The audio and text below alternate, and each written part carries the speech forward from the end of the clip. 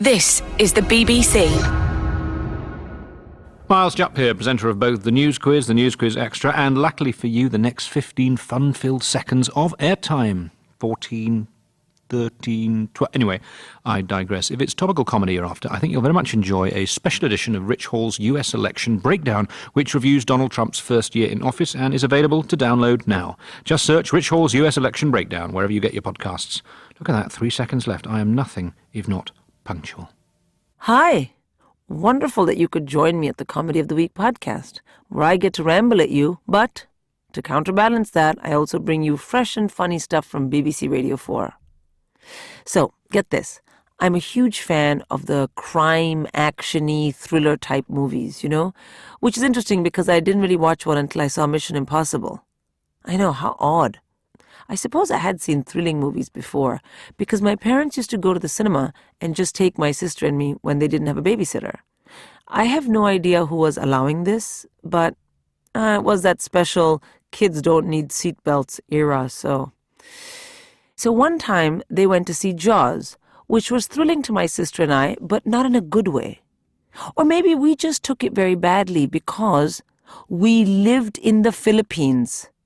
It is a collection of islands. We went to the beach every weekend. I was 5. My sister was 10. Hello. Anyway, yes, Mission Impossible. I loved it. Especially how Ethan became other people with all that technology in his throat. Oh my God, so fabulous. Now, being master of disguise leads me very nicely into this week's comedy pick. It's called Life on Egg and stars the superbly silly Harry Hill as a prison governor and his 2 colleagues, Karen Bartke and Marek Larwood. Together, they run the most isolated prison in the UK, located on a giant, prehistoric egg in the middle of the ocean. And in this episode, called Mistress of Disguise, Harry and his colleagues have to contain the notorious escapologist Patsy Potts as she's transported to a much better, high-security prison. Much better for them, not obviously better for her. Anyway, you can imagine how it all goes. Oh, and by the way, look out for the fabulous cameo from Giles Brandreth, who you might know for his oratory excellence on Just a Minute. This is a man with a good voice. Without further ado, ladies and gentlemen, I bring you Life on Egg, Mistress of Disguise.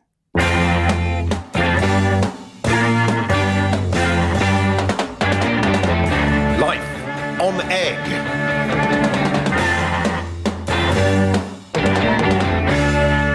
Then Nelson Mandela, Keira Knightley, Paul McCartney, Nick Knowles and Hitler. Really, Governor? You'd have Hitler to your fantasy dinner party? Yes, Anne. You see, I do Lancashire hot pot for Beyonce, me, Nelson, Nick and Keira, but Paul won't eat meat, and I don't want to go out of my way to make a special vegetarian dish just for him. If I invite Hitler, I can pop to Asda and get them the corn escalope meal deal for 2.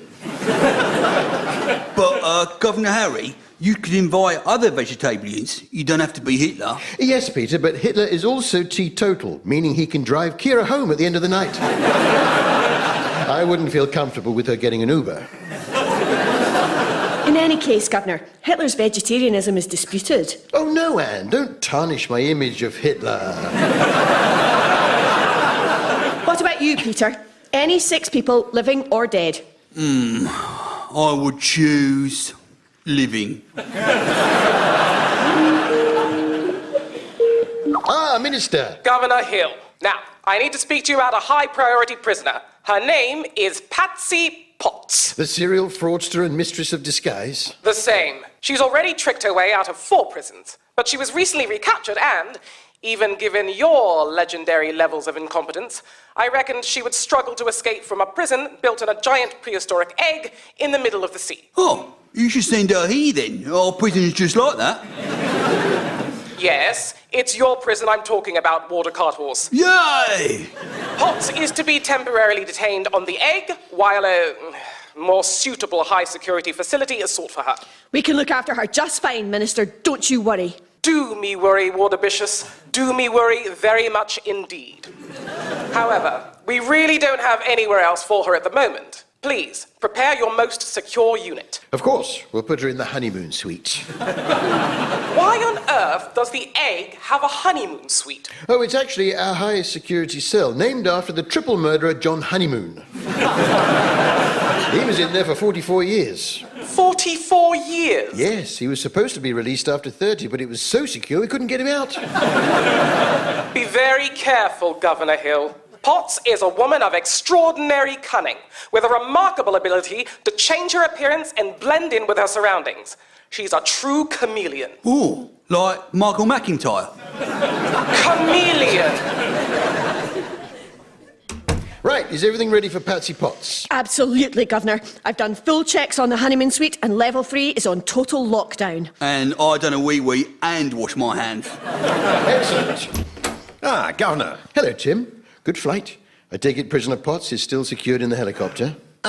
Bit of a prob on that Scoro Particulare, actually.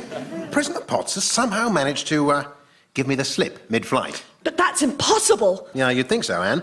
But she was there when we took off, and she wasn't there when we landed. I don't know how she did it, but she's escaped. Phew. Not few, Peter. This is terrible. I'm so sorry, Governor. I just don't understand it. The whole affair's rather shaken me up, truth be told. Of course. Why don't you come down to the canteen and we'll get you a cuppa? Tea's almost done, Tim. Thanks very much. Unless you'd like something stronger. Actually, I wouldn't mind. Of course. Anne, leave the tea bag in for a couple of minutes.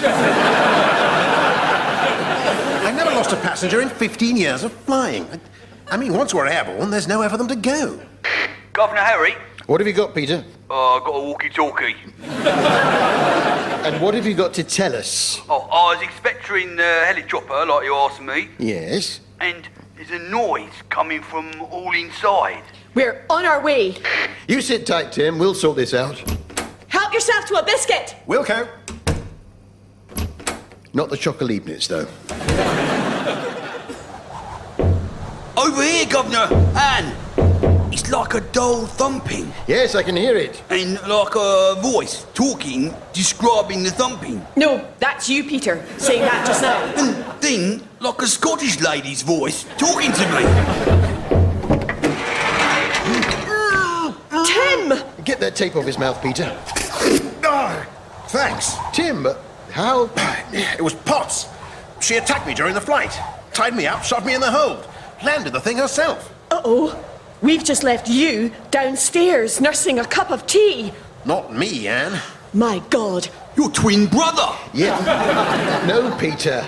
It's Patsy Potts. She's passed herself off as Tim, and we've left her alone in the staff canteen. Oh no!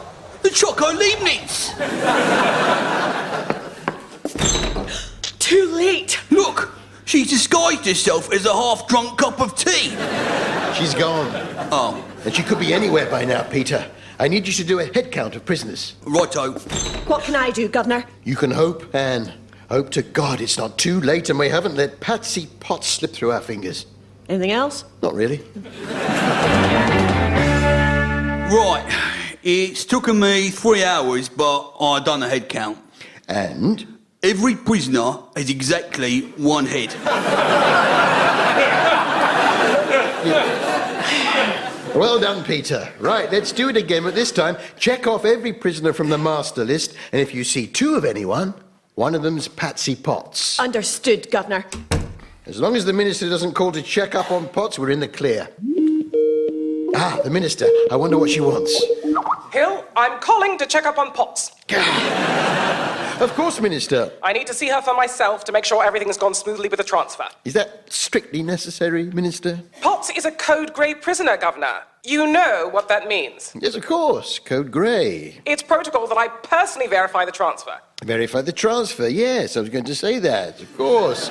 Code Blue. Grey. Grey. Well, let me complete the necessary clearances and I'll bring Potts down. I'll call back in 10 minutes, Governor. Make sure she's there. Of course. Oh, You all right, Governor? it's the Minister, Tim. She wants to see Potts personally on camera. Well, naturally. It's a Code Grey. Oh, don't you start. Hello, prisoner Giles Brandreth. Hello, Peter. Have you got a new challenge for me? Sort of. I was looking for a lady. Ah, such innocent awakenings. I'm not sure there's much I can do, though. It's a special lady. She's a prisoner, and she's sort of, well, escaped a bit. You haven't seen anyone unfamiliar hanging around, have you? Do you know, I actually have. A few minutes ago, a woman opened this door, dashed into the cell, looked me up and down, and then vanished again. That's her! What's she look like? She was... Do you know, I can't remember. It's the oddest thing. Each time I try to picture her, the image swims, distorts, and then resolves into something quite different. Right, but what did she look like? That's my point. She's indescribable. She's a chimera, a shapeshifter, a will-o'-the-wisp. Right, but what she look like? I don't know. Hang on.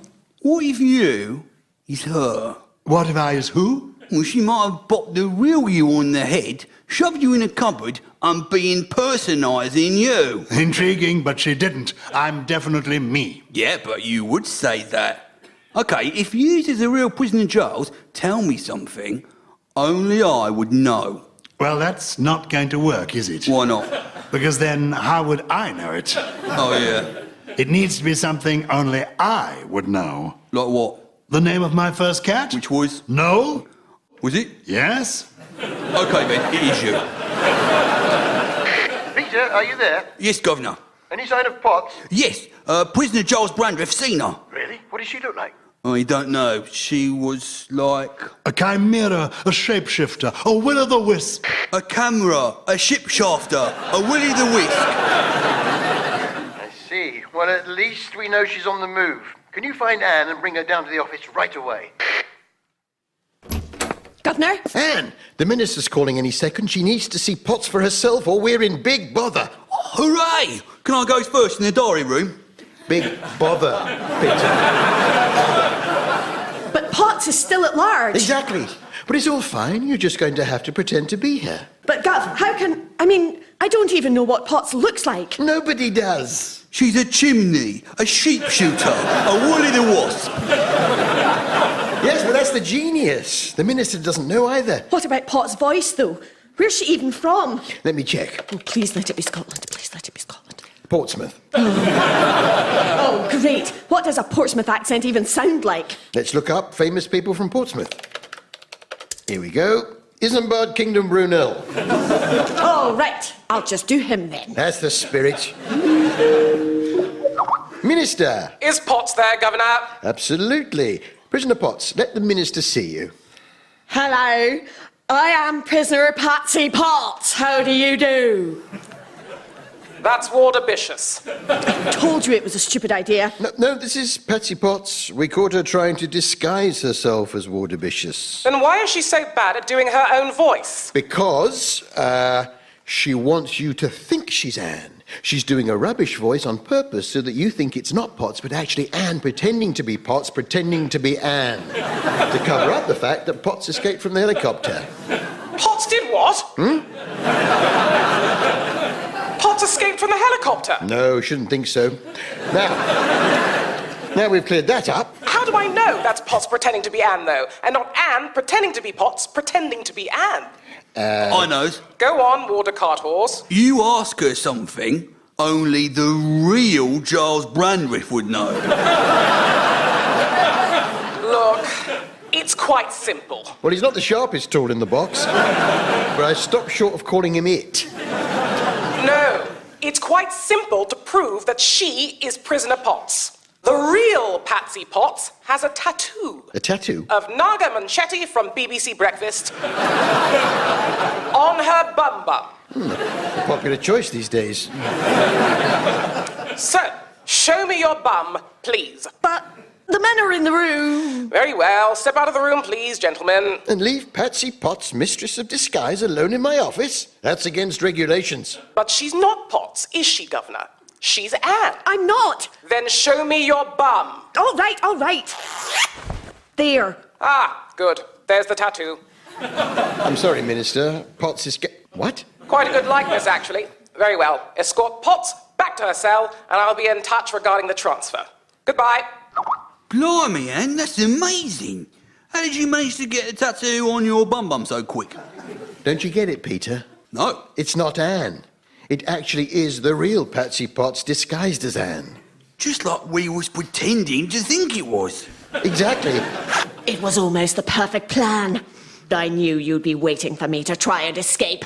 So I decided to become your warder-bishus, to hide in plain sight until no one was even looking for me anymore. A cormorant, a shop shutter, a Wally the Whip. But hang on, if you're you, where's Anne?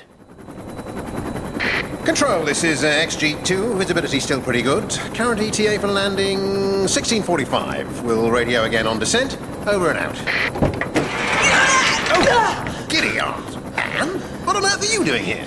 Well, for the last 20 minutes, mainly freeing myself from the cargo hold. Potts got you too? Yep, sorry. You're going to have to get me back to the egg. But hang on, what if you're her again? Beg pardon? What if Potts dumped me in the hold, then disguised herself as you to make her escape? And I can assure you, I'm all man. Let me just pop the copter on autopilot and I'll prove it to you. No, that won't work. Spoil sport. The only way I'm going to know that you are the highly trained helicopter pilot I know Tim to be is for you to perform something very impressive and technically challenging with your chopper. I knew you'd come round eventually.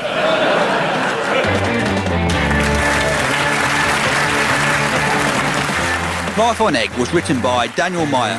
It starred Harry Hill, Karen Barker, Marek Larwood, Daniel Meyer, Giles Brandreth and Tanya Moody. It was produced by Sam Michelle. It was a BBC Studios production. Well, that was fun, wasn't it? More episodes of Life on Egg are on the BBC Radio 4 website and the BBC iPlayer radio app. So guys, I've been asking you to get in touch with me about things related to the podcast. And you have been. It's been wonderful. When we featured Jeremy Hardy Feels It, I asked you guys about what things make you happy and cannot be improved upon. Well, Neil got in touch with a few. His cat snoring while he works, pizza and gin. I'm not a cat person, so I'm going to leave that, but I am a 100% pizza and gin person, so loving that. For Natalie, it's good music and a perfect sunset. And Thomas had some great ones. His kid sleeping through an episode of his favorite TV show, him listening to Fugue in G minor. Sounds great. By the way, I've decided that I'm going to have to listen to some Fugue, which, until I stepped into the studio today, I thought was Fugue. Yeah. So just to say thank you so much, and please keep it up. Tweet me using hashtag Comedy of the Week and tell me stuff. You might want to tell me something weird your parents did when you were young, which would be considered completely cuckooks today. Like taking a 5-year-old to see Jaws. Come on, just do it. Get in touch. I'm waiting. Until we meet again, take care, be well, be kind, and keep laughing. Hi, I'm Rhianna Dillon, and I just wanted to let you know about another podcast that I think you might like. It's called Seriously, and twice a week we bring you incredible documentaries from BBC Radio 4. We like to say they're seriously interesting stories, told a little sideways. From politics to fashion, arts to current affairs, I'm sure there will be something that takes your fancy. So join me there. Just search for Seriously in your favourite podcast app.